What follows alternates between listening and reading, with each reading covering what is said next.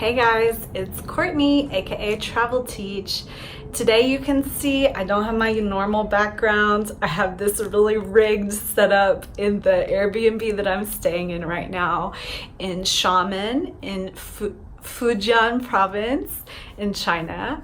I'm currently traveling and will be traveling around China in the upcoming month or so. Today I wanted to talk to you about something that hasn't been easy for me to talk about. If you remember, or if you've watched in one of my old videos, I talked about getting a complaint from a parent. And that complaint wasn't an official complaint, but a few weeks ago in June, I did get an official complaint from a parent. Maybe you're thinking, Travel Teach, you're a professional teacher. You should not have gotten a complaint. And yes, you're right, I shouldn't have. But not because I didn't do something wrong. I shouldn't have gotten a complaint because I should have been more professional in my classes. So today's video, I want to talk to you about 3 things that you should do whenever you get a complaint. The first one is just breathe. As you know, in some of my other videos, I like to talk about breathing a lot. And I do think it's important that if you get a complaint, you should just take a minute, read what the complaint says, look at the picture, which can be so embarrassing, or, just reflect what happened in that lesson. Was I acting as professionally as I should have been? Yeah. So I will give you the deets of my complaint now. I got a complaint for looking down. Was I looking down in the lesson? Yes, I was. Guilty as charged. Was I looking down for good reason? Yes, I was. I was teaching a student who I don't have a lot of familiarity with, actually, who I had just had maybe 4 or 5 lessons with before. This is a relatively new student for me and not a student that I taught the trial lesson to. So he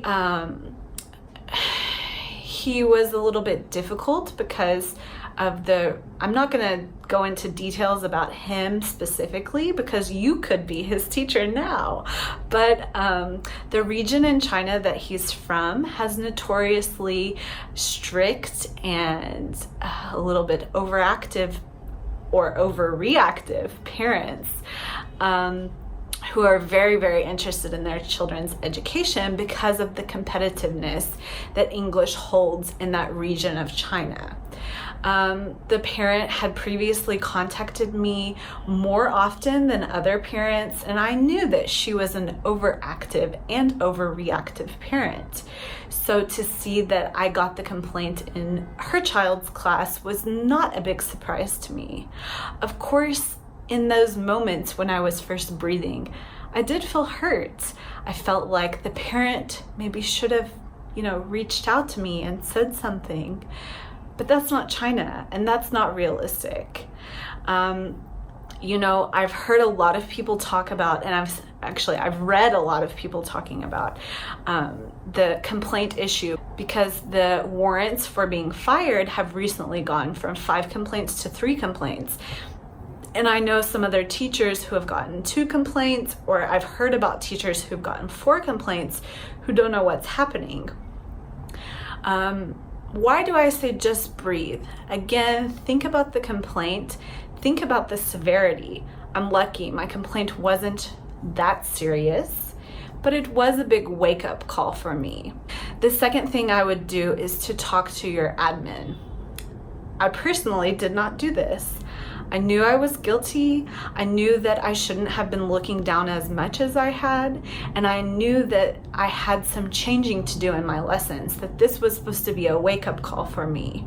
But I do think depending on why you were looking down, how often you were looking down, have a conversation with your admin about it. I'm not saying that they're going to appeal the complaint. Complaints are notoriously hard to get appealed because they've already gone through the process of watching your videos. Maybe admin has gone back and watched more videos if you had more classes with that student, maybe they've gone back and watched those.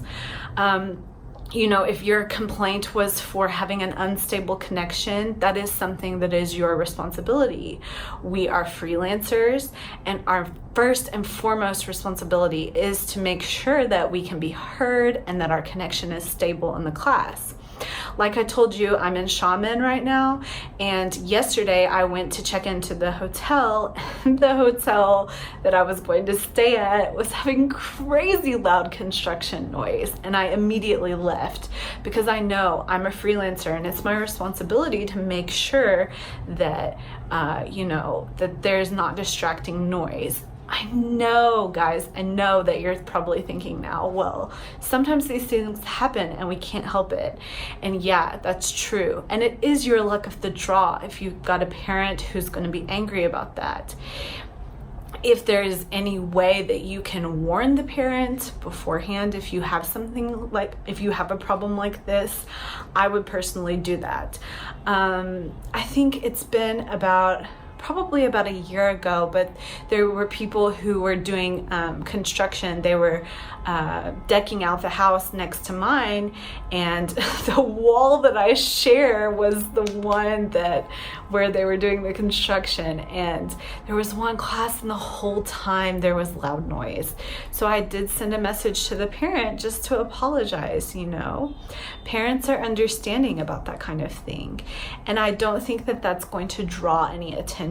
So again, I would like to stress, sorry if I'm getting a little off topic, talking to your admin, talking about the situation, talking about its severity, and asking for help. Asking, how can I prevent this from happening again? And what steps can I take so that this doesn't happen again? You need to see it a little bit less as an angry child getting scolded and just an opportunity to learn. How can you make the changes? The reason I didn't talk to my admin is because I know I need to start looking directly at the camera more, because I do look down a lot in my lessons, whether that's taking notes or to read the slides, but really we should be trying to make eye contact all the time.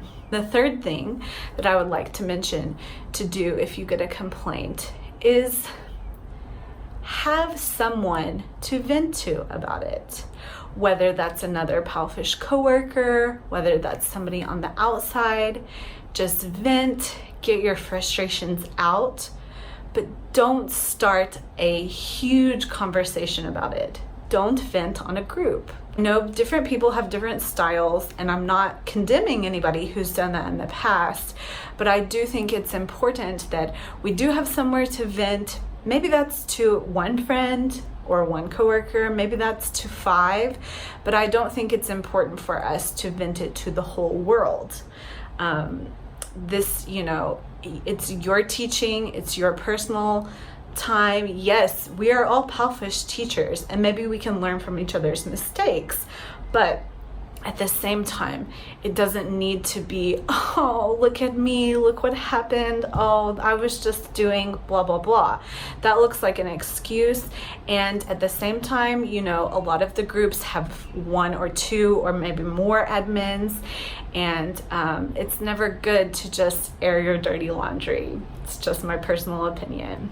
So again, if you get a complaint, remember, just breathe, talk to your admin, ask for help, ask for advice to keep it from happening again, and have a place to vent about it to someone, to 2 ears or 4 ears, but not all of the ears on PalFish. Another thing that I do want to mention is that 3 complaints, 3 strikes now, and you're out.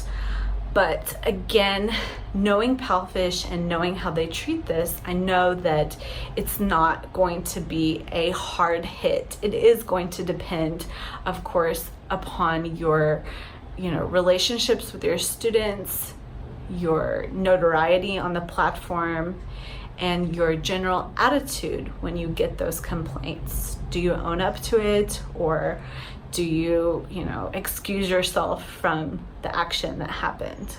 So I hope this video has helped you. If you'd like to reach out to me, if you'd like to vent to me about your complaints, I'm all ears. If you like this video, don't forget to give me a thumbs up, and please subscribe to me for more great content.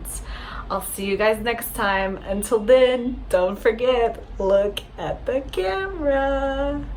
Okay, I'll talk to you later. Have a good one. Bye.